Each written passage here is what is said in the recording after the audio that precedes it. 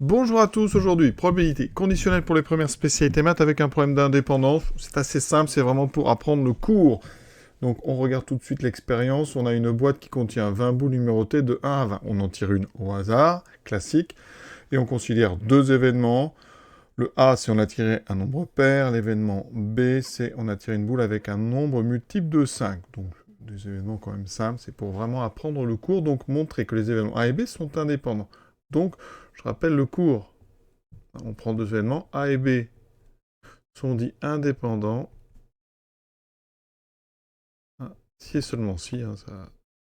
Eh bien, P de A inter B égale P de A fois P de B. Donc il va falloir calculer P de A, P de B et la probabilité de l'intersection. Donc c'est très simple. On a donc notre urne, on a nos 20 nombres de 1 à 20, nombre pair, vous en avez 10 sur 20, c'est-à-dire 1 sur 2. Ensuite, la probabilité de B des multiples de 5, il y en a 4, il y a 5, 10, 15, 20. Donc 4 sur 20, ce qui fait 1 sur 5.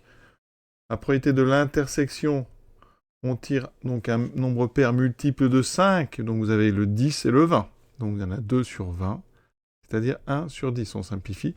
On voit bien ici que le produit P de A fois P de B est égal à 1 demi fois 1 cinquième, c'est égal à 1 dixième, et c'est bien P de A inter B, d'accord?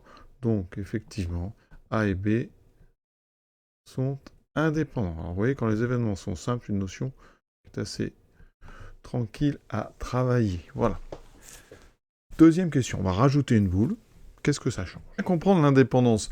Dans la première question, imaginez, si on vous demandait de parier, est-ce que le nombre est pair ou impair? Donc, vous avez, au début du sujet, il y a 20 boules, donc vous avez une chance sur deux. Vous le savez. Et quelqu'un vous dit, on va dire une information secrète, on vous le dit, c'est un multiple de 5. Est-ce que ça va vous influencer? Est-ce que ça fait pencher la balance d'un côté ou de l'autre? Eh bien non, parce que l'information multiple de 5, eh bien, au lieu d'être sur des nombres de 1 à 20, avec la moitié pair, la moitié impair, on est sur des multiples de 5, mais avec la moitié de pair et la moitié d'impair. Donc la proportion entre pair et impair n'a pas changé avec l'information multiple de 5, donc ça veut dire que la connaissance du fait que c'est un multiple de 5 n'influe pas sur la réalisation de l'événement pair ou impair. Voilà. Alors si on change et qu'on met maintenant 21 boules, alors la probabilité de A a changé parce qu'on a 10 nombres pairs sur 21. D'accord?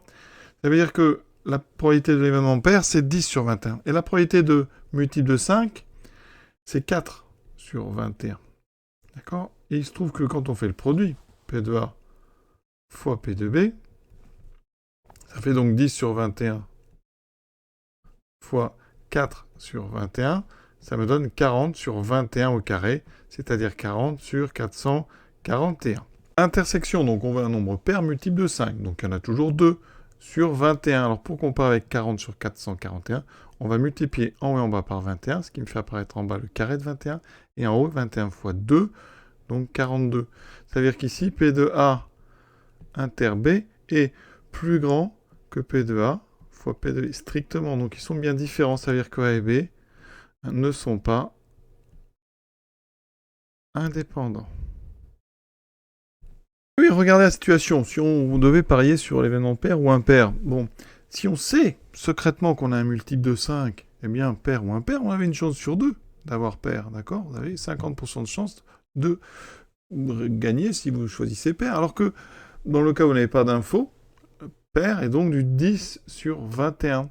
D'accord? Ça veut dire que, effectivement, vous avez plus de chances de gagner si vous connaissez l'information multiple de 5, vous avez 50% de chance, alors que si vous ne la connaissez pas, vous avez un peu moins, parce que vous avez 10 sur 21. Donc, ça veut dire que les événements A et B, ils ont des liens entre eux. La réalisation de B va influer la réalisation de A, puisqu'elle change la probabilité de. Et donc, eh bien là, on est sur une situation de non-indépendance. Voilà. À très bientôt.